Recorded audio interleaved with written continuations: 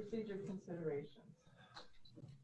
For approval, Chief Assessor, Tax Assessment in coordination with the Director of Tax Claim Bureau and Solicitor within 180 days completes an assessment of the viability of an annual increasing 0.25 mil per year county property senior citizen tax rebate for homeowners 66 and older who have paid county property taxes for a minimum of 10 years, currently own a home as their primary residence in Carbon County, and meet to be determined maximum income requirements. Note a 0.50 mil per year for widows and widowers would apply. Move to approve. So in regards to that, we do have a state property tax rent rebate program. Does anyone know how many senior citizens in Carbon County participate in this program? No. Right. We know that of the 12.25 mil that the county requires from our residents, that rebate is not applicable, right? That's a state program, right, that the state pays. Currently, right now, there's about 65,000 residents in Carbon County. 21% of them are senior citizens. I'm going to use the demographic 65 and above versus 66 that's stated in here. That takes us down to about 14,000 senior citizens. Now, 75% of them are in owner-occupied homes, right? And that can be broken down by about 5,800 married, 800 to 900 widow or widowers, and about 4,300 who are divorced. Now, the number we don't know is how many residents have been in Carbon County and paying taxes for more than 10 years. I have a pretty good figure based upon census data. Keep in mind the median value of a home in Carbon County is about $142,000. So the tax assessed value is about $70,000. So therefore, what we see, a Carbon County resident, a senior citizen, living in a home, paying about $867 to the county, right? So the program that I'm asking to be considered, to be reviewed and looked at for viability. Again, this is an assessment. We make decisions on analysis, right? That would give a senior citizen $18.95 a year. Over their expected life, understanding about 78 is the life expectancy of a citizen here in Carbon County, the county would be rebating that individual $1,250. A widower, about $2,450, $2,500.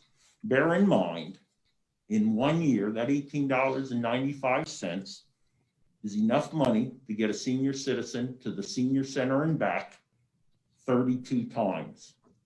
32 times, right? We're willing to give county employees for showing up at work, right, an increase of 3%. Our senior citizens on Social Security had a 1% increase. Senator Casey yesterday and our hospitals emphasized in the COVID-19 focus group that we had the importance of keeping senior citizens in their homes. Well, what if they don't have a home to go to because they can't afford the property taxes? We've seen many municipalities again this year raise their taxes. We've seen school districts also raise their taxes. I would emphasize that due consideration of this is reasonable. Other than giving it due consideration, I think is irresponsible. It's inconsiderate of the senior citizens. I know Commissioner Warner has done a great job working with our food pantries. How many senior citizens do we see coming up to those food pantries? Quite a few of them. Well, I'd prefer them not having to roll up. So if I could give them $18.95 a year more, I would definitely do that. Again, the pay raises we gave out equate to about, let's see the dollar, almost $800,000 when you talk about benefits and salaries, all wrong. That's cumulative, right? It continues to go up every year.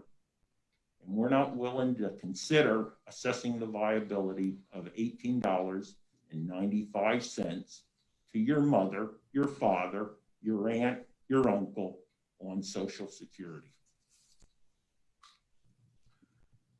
The equality clause does not apply to tax rebates. And I mean, just not a discussion, I mean, I don't mind this idea, but I thought, I mean, this was something that was brought up last year, and I thought we were going off of what the census were gonna give us. And what is our projected, the people that are 65, 64, 63, 60, what are we gonna be looking into the next, 5, 6 years? If this is gonna continue. And I think one of these programs, and I think you were talking about the food banks, and I called the Department of Agriculture up probably a couple months ago when they gave them extra vouchers. And I was looking into programs, and they actually got twice as much money as what they were, they can go there, and I think they got from 20, and the families could have got 40 now. So they were getting $20 more for the eligible people for this. And this here, I mean, and like I said, I'm not against this, but what are the rules and criteria for the people? Well, that's the whole point behind, and I believe it's quite clear, completes an assessment of the viability. Right? And I think it's something that we could look into, but now we're gonna have our departments working on this. Are they gonna have, I mean, maybe they have the time for it, I don't know. But when are the census out, and we would have all that information on the census? Well, the first census data comes out by the Constitution. It has to be reported in this month to the President of the United States. Okay. Again, the fact is, am I willing to take a few hours of individuals' time to check the viability of a program? Absolutely. I can see what we did during COVID when it comes to work performance and the ability to get that work done. There's fat there. There's fat in time. Are people using 100% of their time that they can invest it to help our senior citizens? I doubt it. The problem I have with this is there's no end date, and you're talking about annually increasing the 0.25 mils a year, every year. It ends when they die. I said, Commissioner Notstein, the actuary tables are clear. They lived to 78. Right? That's what we can expect to live. That's 11 years. Over their lifetime, eligible for this program, $1,250, more or less double that for those senior citizens who are widows or widowers. And again, I'm not asking anyone to make a decision on the program. I'm asking to make the decision on having this assessed.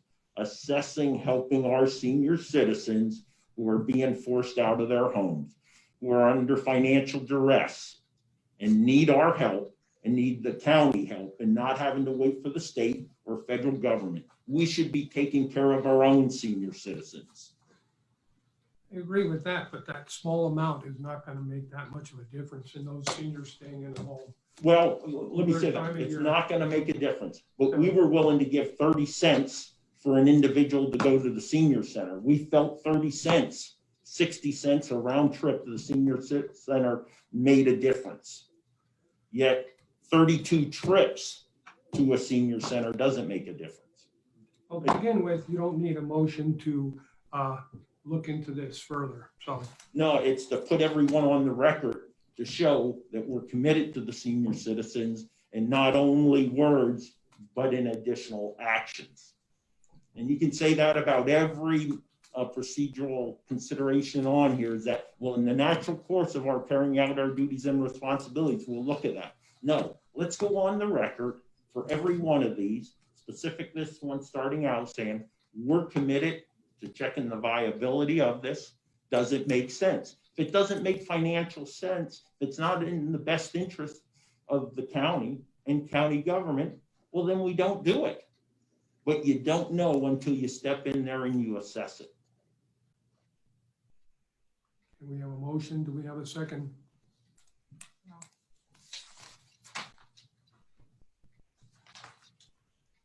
Okay, move on. There's no second. Motion dies for lack of a second. Next item, the Carbon County Board of Commissioners establishes a working group composed of representatives from departments under the commissioners, row offices, and the courts to develop a concept and associated template for a reoccurring biannual State of the County report commencing with January 2022 that is inclusive of all county-funded departments and offices. Move to approve. So in discussion, right? How's the county doing? No one knows. I'll agree to that one. There's, I'll second that one. you know. And we did a little bit In of that discussion. at the meeting last week, so. Right, and we are, and I think it's important that we know how the departments and offices are doing that we're funding, because we're really not even provided sufficient information, I think, to make well-informed decisions during the budget process, because there are not methods and measures of effectiveness. There's not any type of status report of how the county is doing.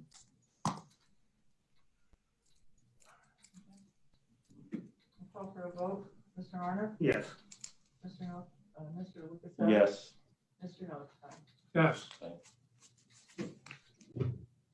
Next item, for approval, the Carbon County Board of Commissioners develops a policy of invitation that formally requests municipality elected officials to attend and present annual State of the Municipality updates to the Board of Commissioners during its weekly public meetings. I'll go ahead, make that motion. And then- I'll second that. Yeah. if I question, could for discussion on that. Yeah, How could, why would someone from Kidder Township want to hear about the progress maybe of somebody in Mahoning or the lower end of the county? And I feel that is a responsibility of the municipality themselves to get that information out. And some do yeah, through a bi-monthly or semi-annual publication Yeah. or letters to their constituents. So that I'm not in favor yeah. of. I don't disagree that the municipalities should be talking together, but there are stovepipes of information, right? Or chimneys where there's not cross-talking. Give you a perfect example. If there's a property in Jim Thorpe that crossed the boundary with Mahoning Township, it would be great because it impacts county, it impacts Mahoning, and it impacts Jim Thorpe, impacts the watershed on Mock Chunk also, right? When it comes to Mock Chunk Lake Park. Wouldn't it be great if there was full awareness that that was going to take place or there was a plan for development on there? The sooner we know about it, the better informed we are, the better we can help manage and work together to resolve any challenges or issues that may resolve.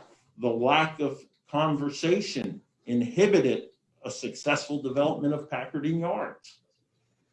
This is an opportunity for us to invite, request, give an opportunity, one municipality every other week to come for 10 or 15 minutes, let us know how they're doing in their local community, keeps us connected to the residents and the elected officials in that community, and allows us to better understand and have a pulse of what's going on in those particular communities. And I would add, lastly, to this opportunity for them, we don't run the county, commissioners run county government, but we do influence it. We do have a need for advocacy. And we have a platform now as we're projecting out to quote unquote the world on social media, right? We also have a chance to better inform the residents of Carbon County is what is occurring in their neighboring municipalities, right? It's not about who needs to know, but it's about who doesn't know. And let's provide a medium and a platform to keep the citizens better informed of what's occurring in county and municipality government in Carbon County.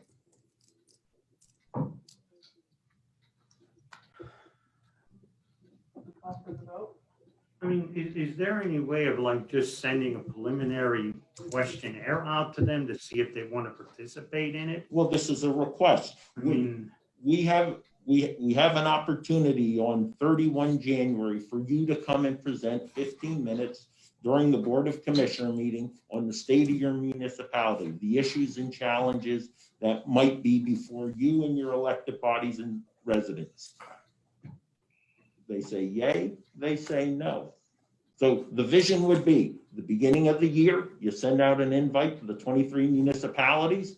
We have designated this week your 10 to 15 minutes. Please let us know by this suspense date if an elected official would like to present before the board. If not, well, then they don't. Again, we provide opportunity. We're not directing. It's an ask, not a tell. We have provided an opportunity for the municipalities to work together. And you know yourself from going to meetings that it is very frustrating It that is. you don't get very much participation Yeah. from some of the municipalities when we're trying to set up a program that we can work together and better all our governments and share information. Sure. And I just don't know what makes you think that, doing this will really make a big difference. Well, what I think comes from, an aborted rescue attempt in April of 1980, right in Desert One. The greatest failure is the failure to try. I'm willing to try. I'll write the memorandum. I'll send it out. I'll personally deliver it to every municipality elected official if need be. But again, I'm not afraid of failure in order to move things forward in Carbon County. And I'm not afraid to put in the work to make it happen.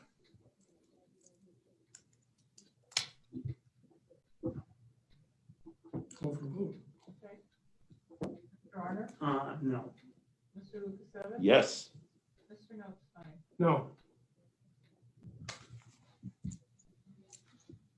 Next item, the Carbon County Board of Commissioners, in consultation with all relevant stakeholders, reevaluates the terms of Act 18 Hotel Occupancy Tax Contract between the Pocono Mountain Visitors Bureau, Carbon County Chamber and Economic Development Corporation, which is the official county tourism promotion agency, and the government of Carbon County.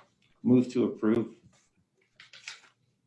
So currently, Carbon County receives 4% admin, and then we receive 20% of the first 500K, 10% beyond 500K. And it has been successful. We're getting pretty good resources. We actually had a very good year, I think, as most of us recognize.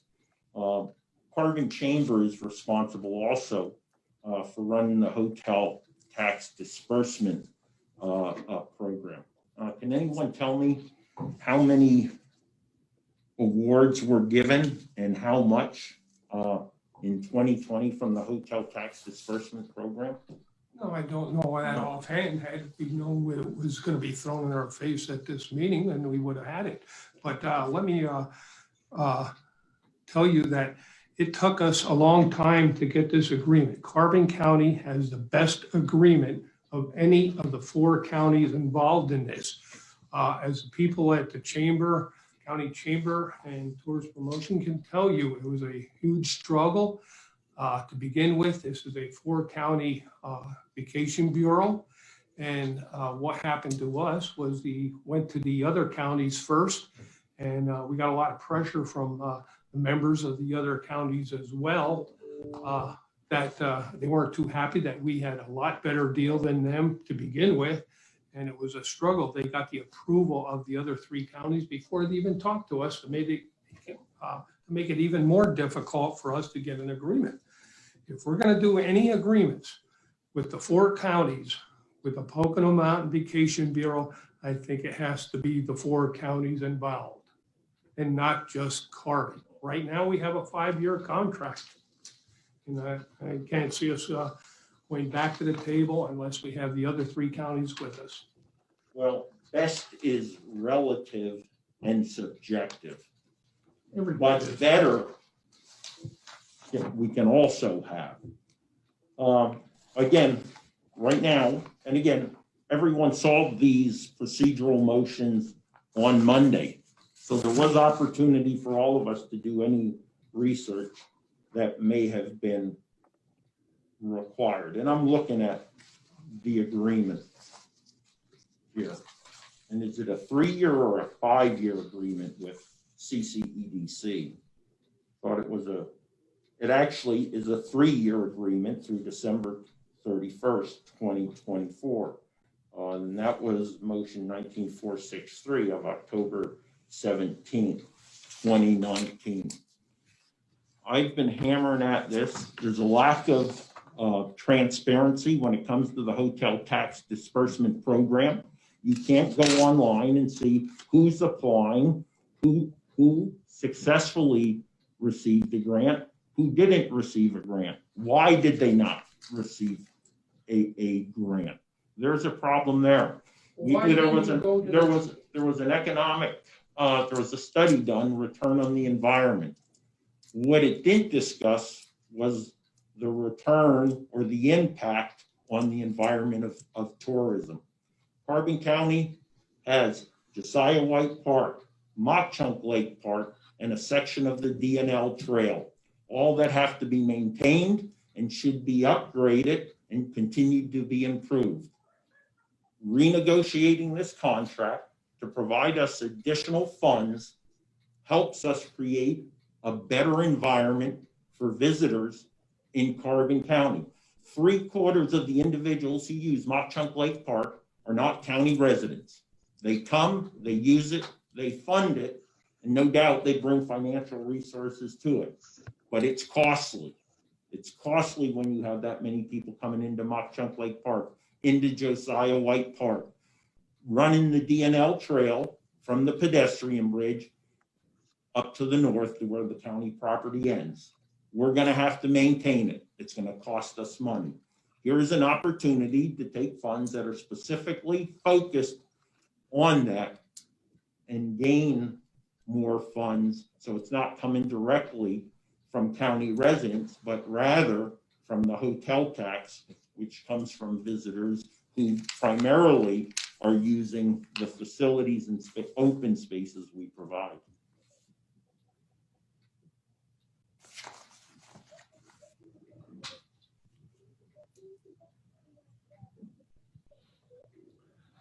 We have a motion, no second, correct? No second. No second to the motion. Let's move forward. Move on. Motion dies for lack of a second. 6th item, the Director, Human Resources, within 60 days and in consultation with employee union representatives, the court administrator, row officers, and department directors provide options for an organization and workplace climate survey. Move to approve. So what do our county employees think of their leadership? What do the county employees think of their work environment? What do county employees think about their salary?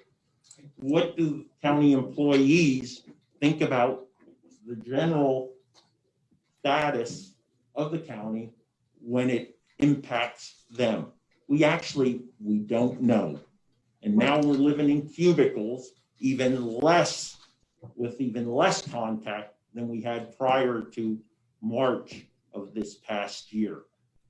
Here's the problem with this one. Yeah. Mr. Lucas. Yeah, go ahead. This human resources has really been stretched thin, Okay. their ability, and to put a timeline of 60 days because of the COVID, the turnover in personnel, I don't know if you really fully grasp the amount of work those 3 people do in that particular office. Years ago, when we had the Weatherwood and things weren't as hectic as they are now, we had 4 people. We eliminated one.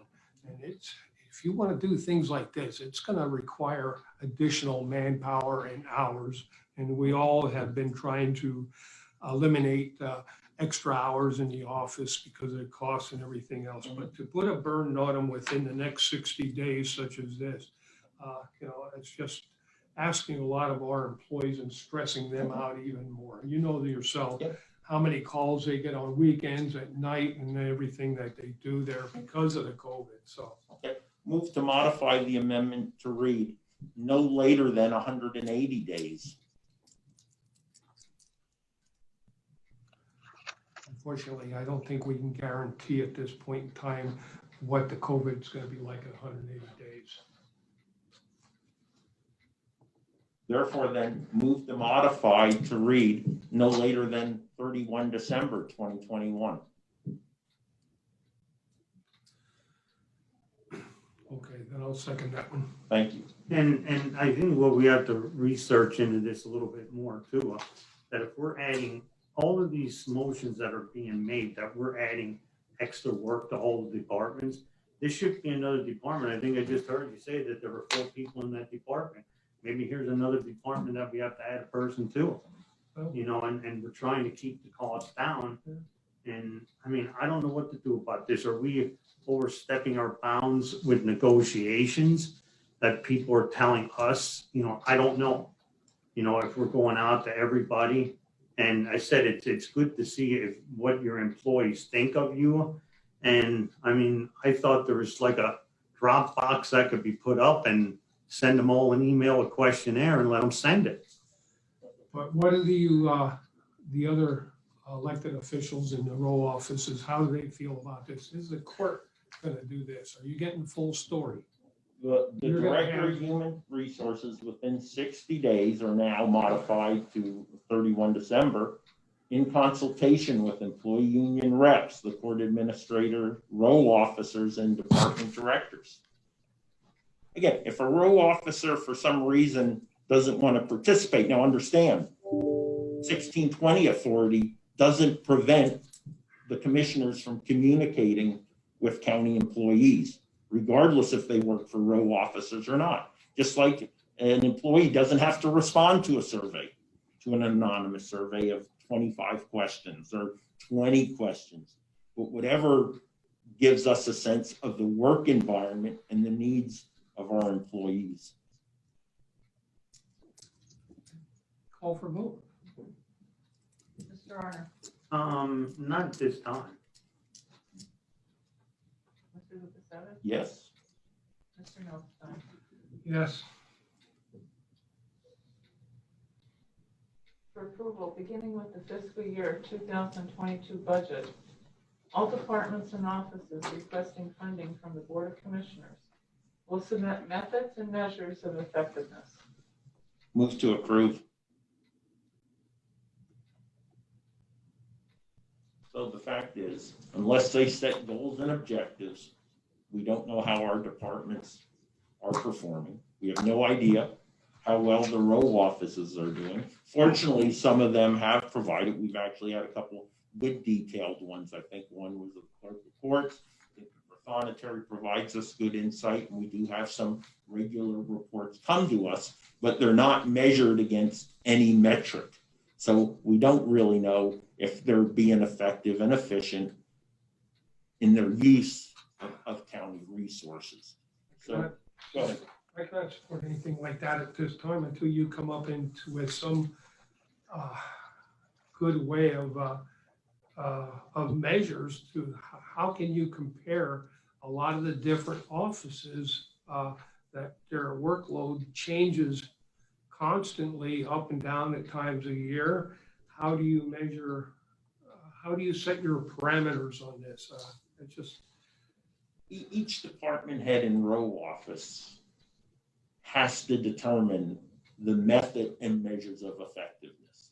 And obviously, we would like to think they would be objective and honest as they develop them. Again, there's always a chance for individuals understating or overstating.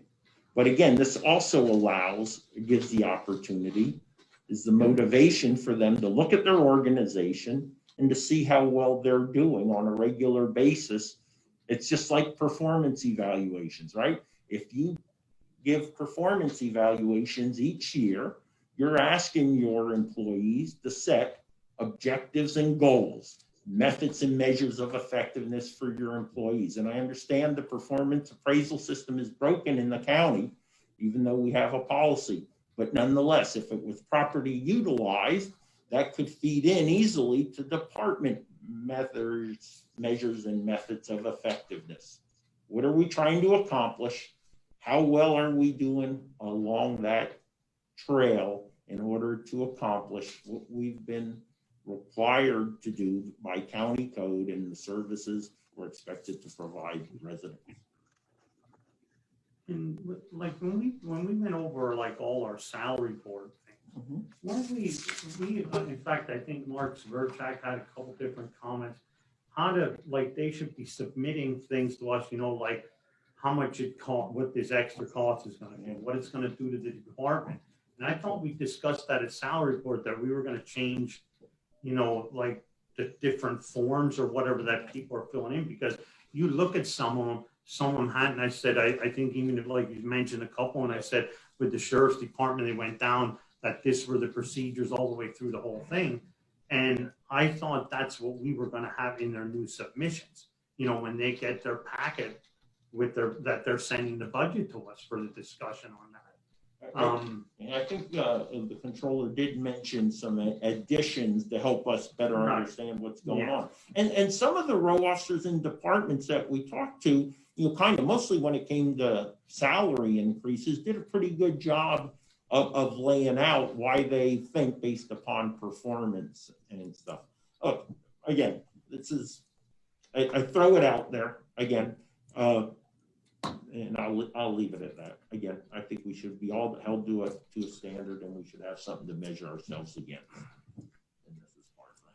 Yeah, I think we did ask most of the department heads or elected officials in particular, you know, to change the form a little bit and request more of that information, you know, of to why. So how about that? This is, I'll go ahead. I'm going to rescind this motion. I'm going to let this play out through the next budget process and see the type of information they provide. Well, and talk to them. And I'm thinking something too, like as we progress throughout the year. Yeah. I mean, we talked about changing these forms, having more information in it. I think throughout the year that when do they send the packets out to them, Ellie? In October or?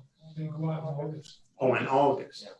So there might be something that when we have another salary board meeting, maybe it should be discussed that what is going to be on these forms, you know, instead of us getting, okay, they need this, they need that, and we want the dollar amount. And I think that was the suggestion that Mark made, the dollar amount, what it was going to increase per person, you know, what each person was getting in a dollar amount raised. And I think maybe that would be a better avenue of trying to find out, you know, what they're doing.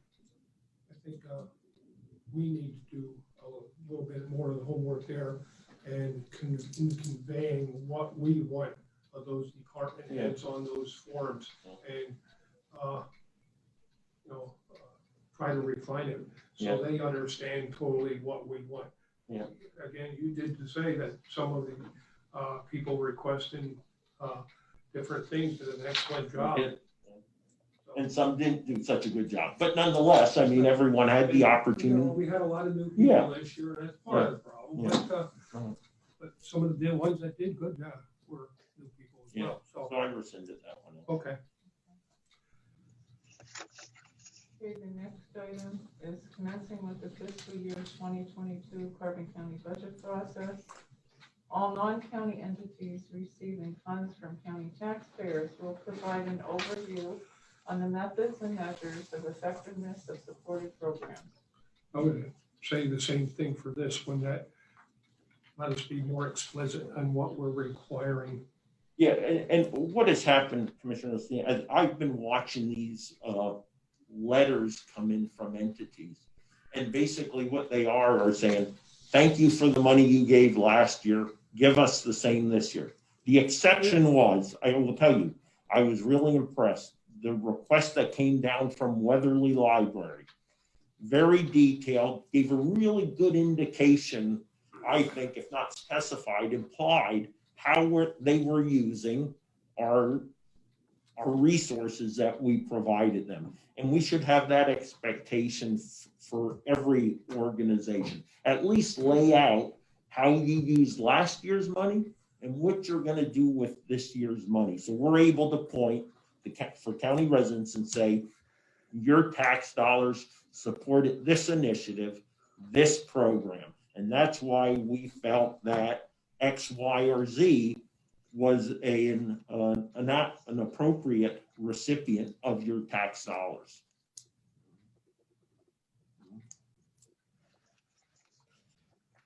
So I'll go ahead and rescind that motion, and I will make the effort for those entities, and I think it's less than a dozen actually, that receive at least budget You're line talking items. outside the fund. Yeah, exactly. You know, the libraries are an example. I think maybe the fire chiefs might be one. There's a few of them.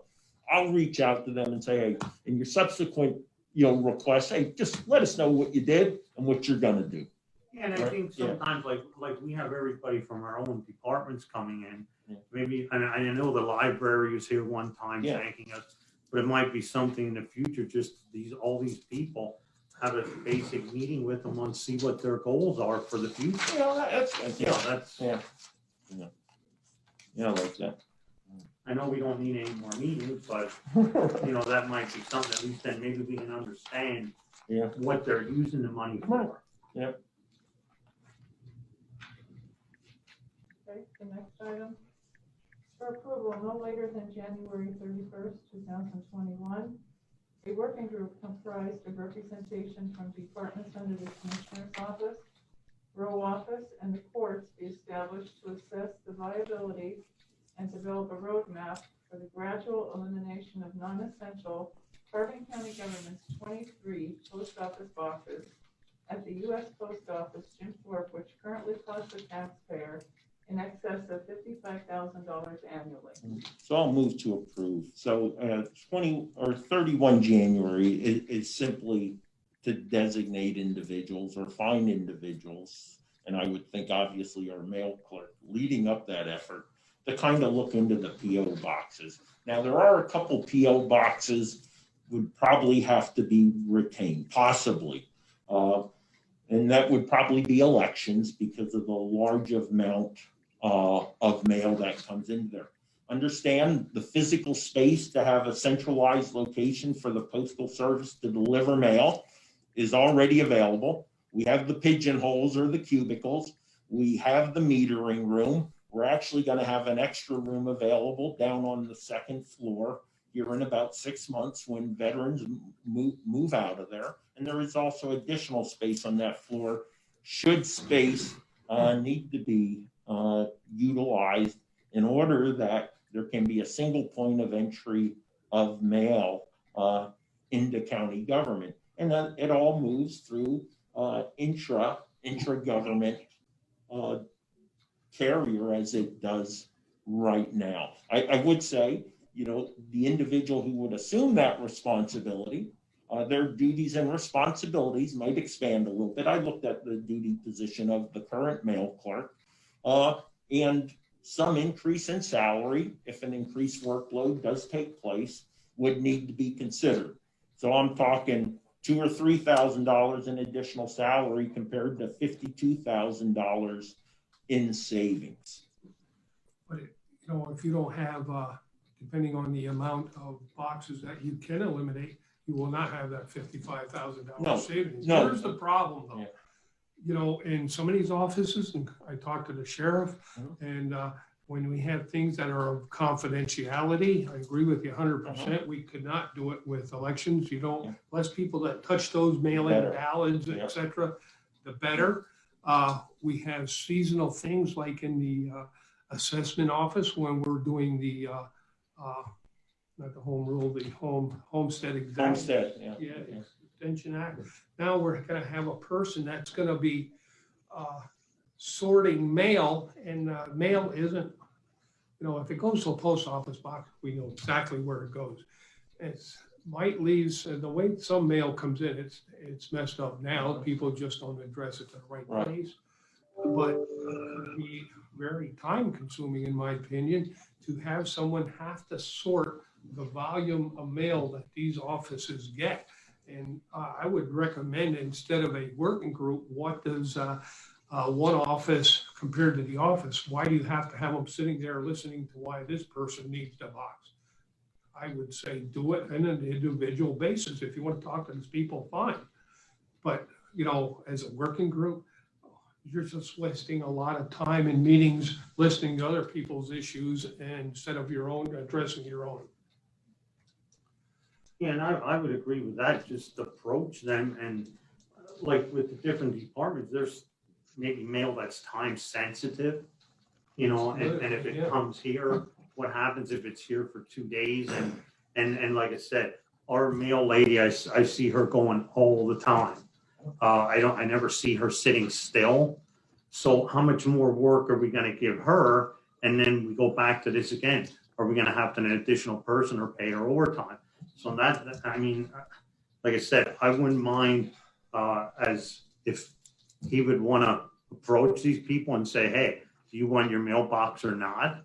I have no issue Do with you that. need it or not? Yeah, Well, yeah. well, that's the thing. They're not going to objectively, some will not objectively look at it. First thing they're gonna say, well, I have to change all my stationery. Well, I'll say, I'll take $10,000 and change everyone's stationery overnight. And I'll take that $10,000 and I'll pay print for you, or I'll pay Mylan to go ahead and reprint that. And I'll be helping the local economy. So that'll be the first argument that pops up, changing our stationery versus saying, well, you know what, we'll buy you 1,000 labels. And until your supply runs out, you're good to go. The second one is there's going to be that resistance because we know it takes 15 minutes for an individual to go down there and they basically use that as an additional break during the day, right? And then they have a smoke break on the way back. That's additional time. And look, we want folks to get out, get some fresh air, get refreshed because you don't want them sitting at their desks for 7 hours straight.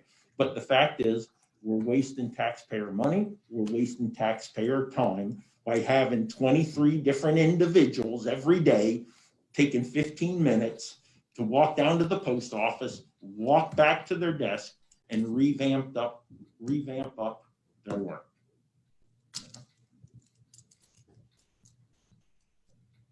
You have my suggestion that. Yeah, that's good. Yeah, that's good. Yeah. Okay. Yep.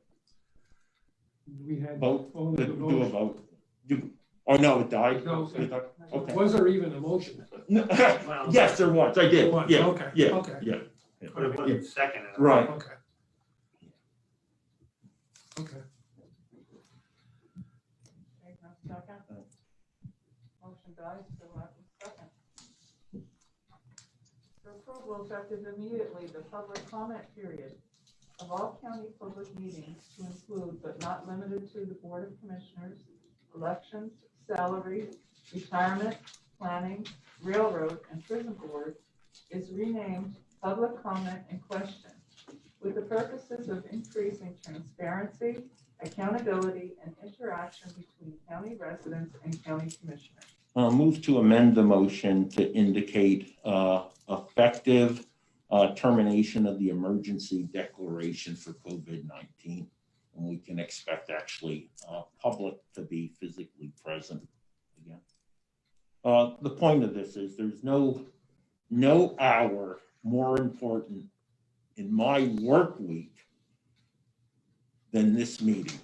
The opportunity for those few minutes to engage with the public en masse and provide them insight into the working of government, what is influencing or what is impacting my decision-making, my yay, my nay, in regards to the motions that are taking place. And there is no doubt, having sat here since August of 2016 in these meetings, more so than any other private citizen, to be frustrated, not actually understanding what the motions meant. And as a public citizen, while I don't mind the fact that I'm not fully engaged in the decision-making process, I am frustrated when I don't understand or have a clue of the relevance, the importance of an item being voted on.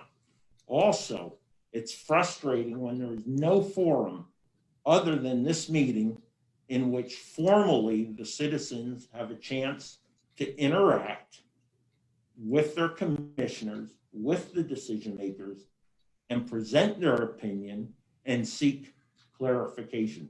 This board has been extremely good with entertaining questions and given the public the opportunity to engage with us. We've been very lenient with the rules of order in regards to that. And, you know, I won't understate, you know, how welcoming that has been, I think, to the public since January 6th. But I do think we can do better.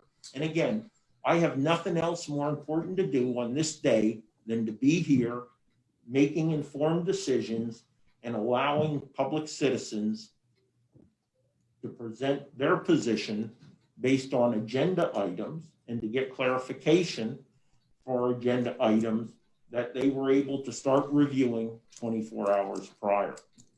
And this is not an unfamiliar protocol or process. Summit Hill Borough is a perfect example that does this every time. Are there any questions from the floor? Are there any comments from the floor after every motion? I disagree with that, every motion, but I don't have a problem with up front there, beginning of the meeting. I don't want to, you know, get into debates because Sure. it's pretty hard. And sometimes there may be times when, you know, confidential items may be of importance or a consideration. I don't want to get into debates after every motion. And I feel that if they have the agenda prior to the meeting, that they can certainly, and we have been giving them that opportunity to not only, we have had discussions and questions. And I don't have a problem with that if it's a productive discussion and legitimate. And we all know there are some people out there that just are off the wall, let's say. No way I could put that down. Right. But, you know, and I don't think we want to lose control of a meeting and allow things to get out of hand. But I think the way we're doing it now at the beginning of the meeting would, you know, and maybe loosen up a slight bit. You know, I don't have a problem doing that, but not after every motion. Well, I have faith in you with the gavel to maintain order, right? You'll grab the gavel and when necessary. And I'm too lenient sometimes, allowing them to talk about things that are not relevant Sure. to the meeting. So. No, like I said, I think this year has been pretty darn good in regards to interaction. The little bit we've been able to have given, you know, the challenging year. COVID really set us back there, and unfortunately, we don't get those questions on the Facebook or. Right, yeah, but we give them the opportunity. They have the opportunity, and they have the opportunity when we have public meetings that they can visit and. Well, and I think on this comment too, like with, Ellie was in my office today and I pulled my drawer out and my drawer is full of phone calls. There's only one person that's laying on my desk that I didn't get back to the issue and I didn't get the answer. I think this whole year, we've been accommodating to people to give them, I mean, you know, we had, you know, right to know things that they called and they had it in a couple minutes. And it's like, I don't think we as a group could be any better with a rule than what we are. So I'm thinking it works good for this. I think we ought to just keep it the way it is right now. Well, I'll leave the motion stand, so as is, and we'll let it either it gets a second or it dies. You know, it's that easy. No second? Motion dies for lack of a second.